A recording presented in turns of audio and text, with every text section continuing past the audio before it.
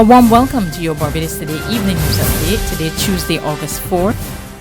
Puzzled and disappointed, today former Minister of Housing, Lands and Rural Development George Payne broke his silence on his recent removal from the cabinet.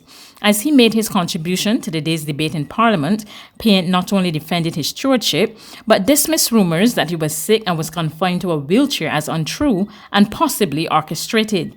He insisted that he deserved better given his service to the Barbados Labour Party and the country over the past 4 decades. There are ways of doing things. The same thing could have been achieved, only if it was handled a little differently. But to be treated like this, I had to ask myself, what? I mean, was it worth it? Was it worth it? The sacrifice that you have made, and then to be treated in this undignified manner is, I just don't know what is the reason for it. There's anything more that I have done that I could have done. And there have not been no failings on my part. And you had bad administration by the Democratic Labour Party, poor economic situation, not being able to do the things that you as Minister of Housing would like. Then you have the intervention of COVID. And you use the opportunity in order to get a program in place. And sometimes in order to get a proper program, it takes sometimes 2, 3. Sometimes you could spend 5 years trying to get a proper program in place, because what used to be normal before COVID is not normal anymore. So you have to sometimes to scrap all of those plans that you might have had. And I'm not saying that a person should be in any position forever.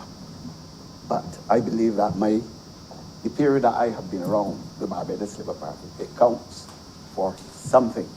Payne declared there's nothing special about the recent cabinet changes and said that the Ministry of Housing is far more complex than merely building houses. The work of the Ministry of Housing is a very complex one. The work of the Ministry of Housing doesn't just involve you turning up and turning the sod to build 9 houses for squatters, and you think that is the end all of housing, simply for a photo op.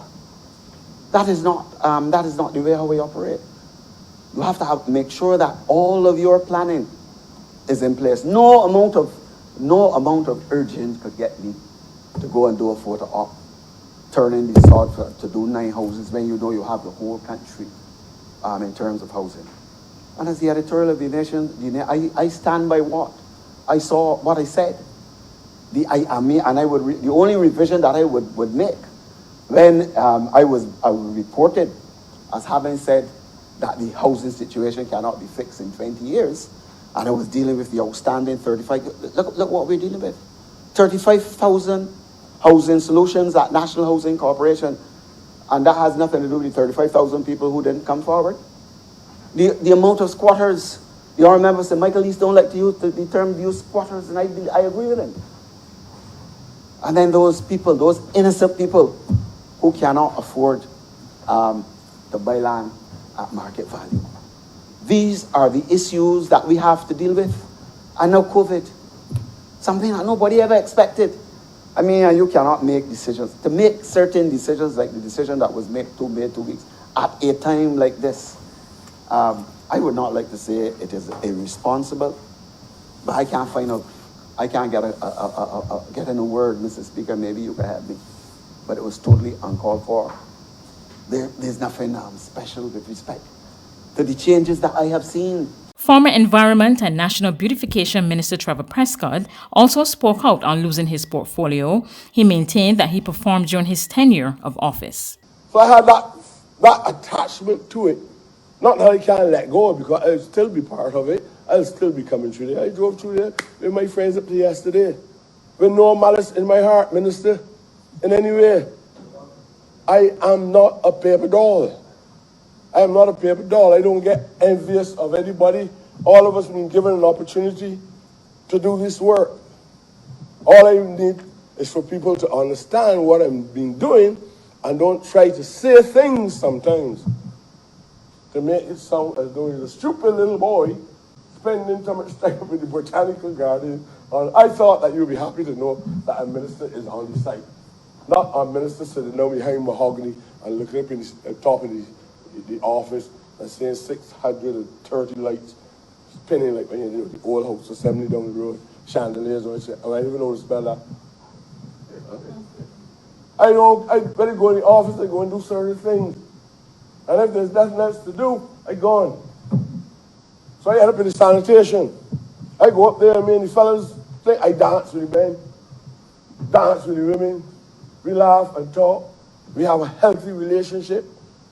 I can account for my stewardship. I only speaking about the gardens, but I also did work in collaboration, not even with a man of my complexion.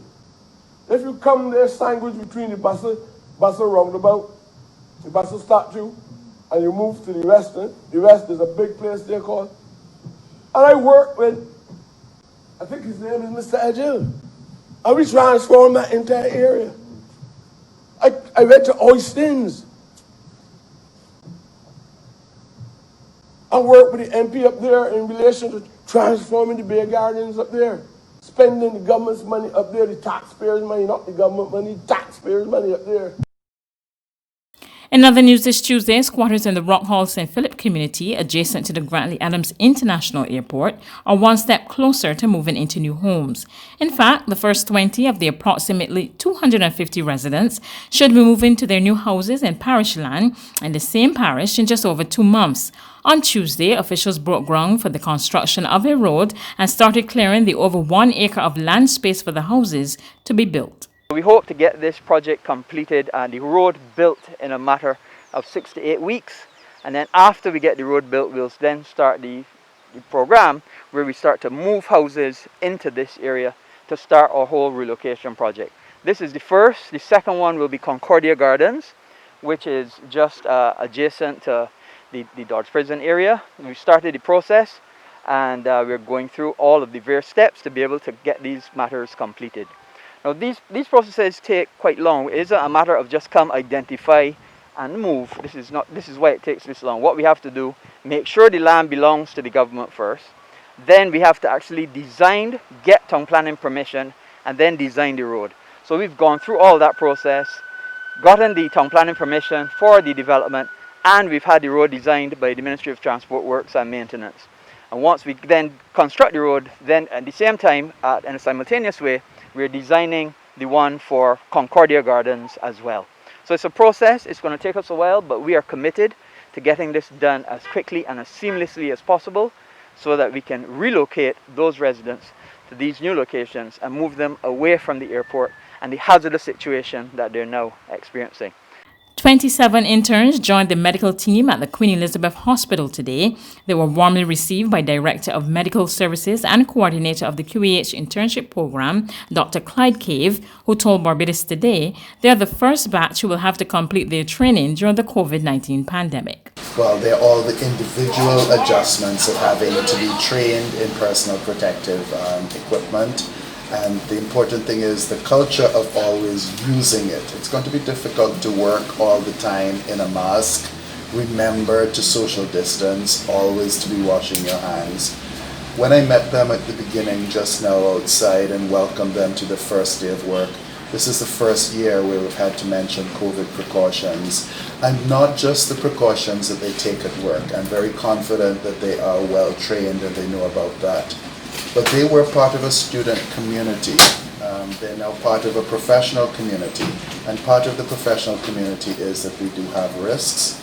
And while that is well for them as professionals to know to manage that risk, they're still members of the Barbadian community. So it's important for them to be very careful not to take home things that can infect vulnerable people within their households. So I think that's something new for them this year. There's regional and international news after this short break.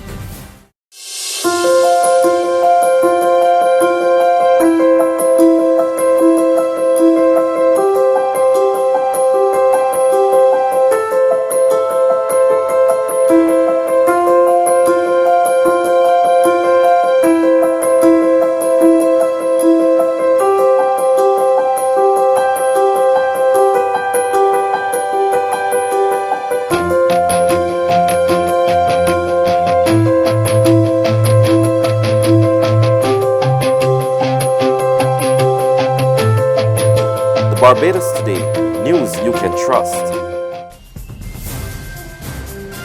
To regional news now, businesses in the Bahamas are reeling under the impact of COVID-19, with the country now under a 2-week lockdown. The Bahamas Chamber of Commerce concedes these are tough times, but it remains optimistic that businesses who think out of the box will emerge stronger and better.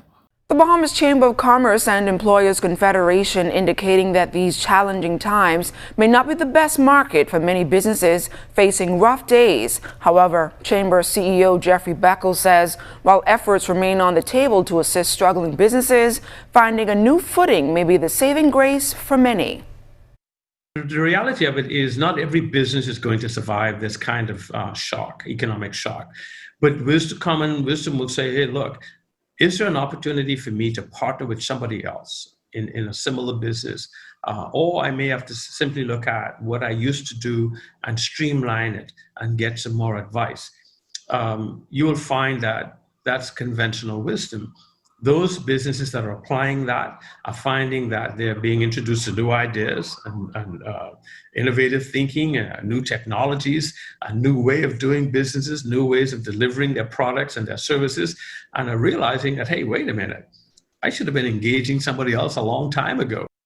Beckles explains that tourism remains an important component of the Bahamian economy despite dismal projections for the month ahead. However, opportunities for investment and transformation remain a possibility to those willing to think outside of the traditional business model. On the international front, a huge explosion in port warehouses near central Beirut killed more than 50 people, injured over 2,750 persons, and shook the ground across the Lebanese capital. We get the details from Reuters television. Yeah, to call it a big explosion just seems like an understatement. And the number of blasts is also still very hard to determine. According to state media, it was a fireworks explosion inside of an area where they were keeping these explosives. However, military sources have told Al Jazeera and other media that this was an area where they kept confiscated explosives. However, it's important to emphasize that this is breaking news and it's just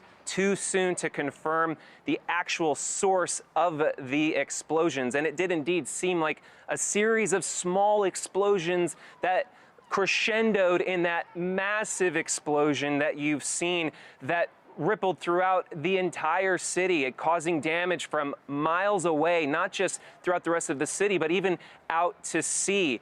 Sailors, fishermen who were out fishing videotaped the explosion and even felt the shock waves. Shards of glass ripped through the city, causing immense damage that is just too hard to tally right now. Hospitals are having a hard time dealing with the wounded and indeed are calling for emergency blood donors to now step up. That's news, but for the very latest, visit our website at www.barbadostoday.bb. You can also subscribe to our e-paper, email updates, or like us on Facebook, and sign up for our breaking news alerts via WhatsApp. We're also on Izumi Media and bus terminals, as well as screenplay at supermarkets and gas stations near you. You can also hear us on Mix 96.9 FM and Capital Media HD 99.3 FM.